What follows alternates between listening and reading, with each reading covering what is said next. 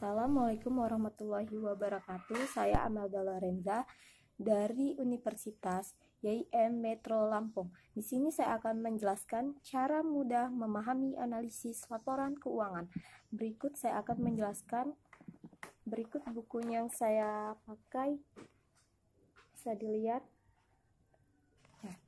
Pertama-tama saya akan membacakan tentang pengertian analisis laporan keuangan.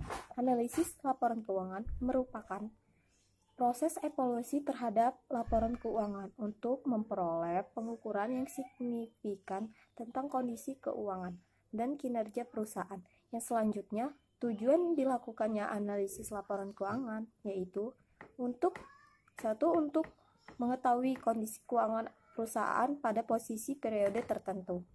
Yang kedua, untuk menilai kinerja perusahaan pada suatu periode. Yang ketiga, untuk menilai kekuatan dan kelemahan perusahaan. Yang keempat, untuk menilai kinerja perusahaan terhadap rata-rata industri. Yang selanjutnya, manfaat analisis. Manfaat analisis laporan keuangan. 1. Bagi manajemen dapat digunakan sebagai bahan pertimbangan untuk mengambil langkah-langkah perbaikan atau peningkatan kinerja perusahaan tersebut. Yang kedua, bagi pihak eksternal, hasil analisis dapat dimanfaatkan untuk pertimbangan investasi, kerjasama bisnis, atau kajian lainnya.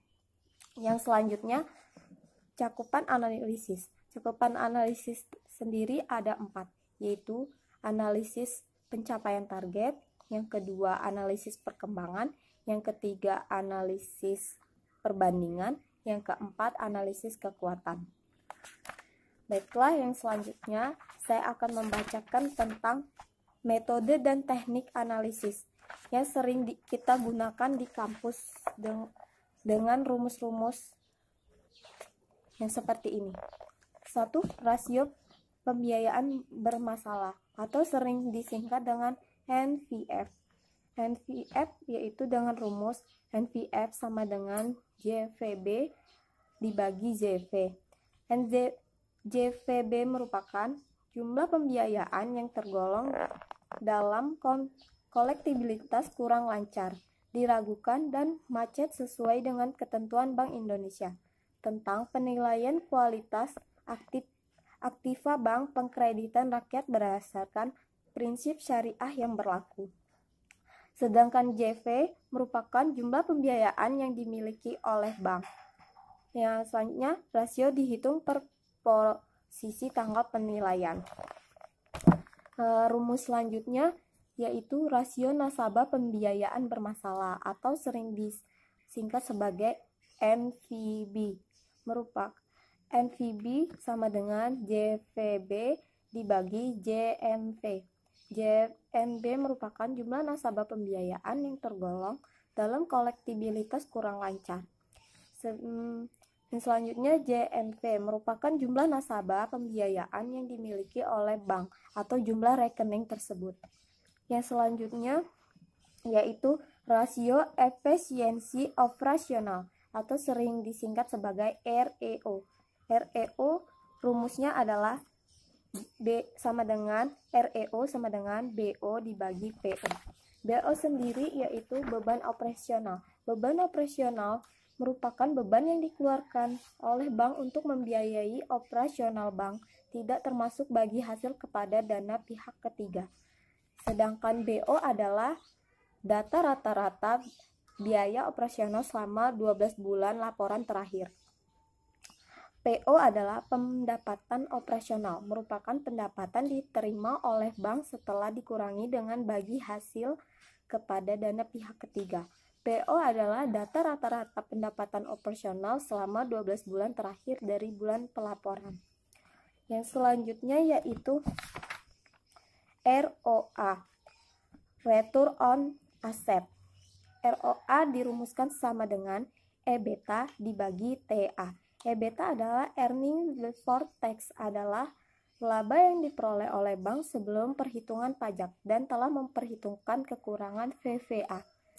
EBITDA sendiri diperoleh dari akumulasi laba sebelum pajak dalam 12 bulan terakhir dari bulan pelaporan. TA sendiri adalah total aset yang dimiliki oleh bank.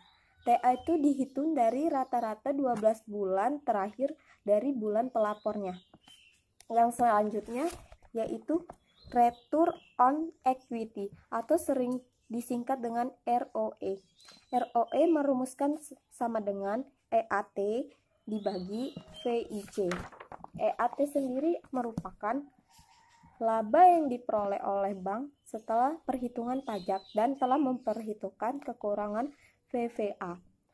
EAT diperoleh dari akumulasi laba setelah pajak.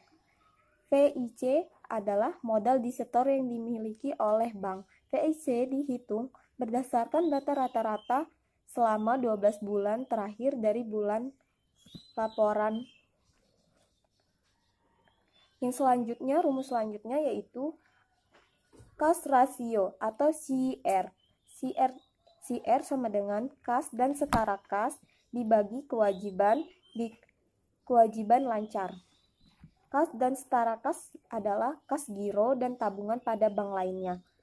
Yang selanjutnya kewajiban lancar meliputi seperti tabungan, deposito, kewajiban kepada bank lain, kewajiban segera, dan kewajiban yang jatuh tempo sampai dengan 1 bulan selanjutnya. Data dalam perhitungan komponen ini diperoleh dari laporan mingguan yang dilaporkan BPRS melalui laporan bulanan BPRS. Sekian dari saya akhiri. Wassalamualaikum warahmatullahi wabarakatuh.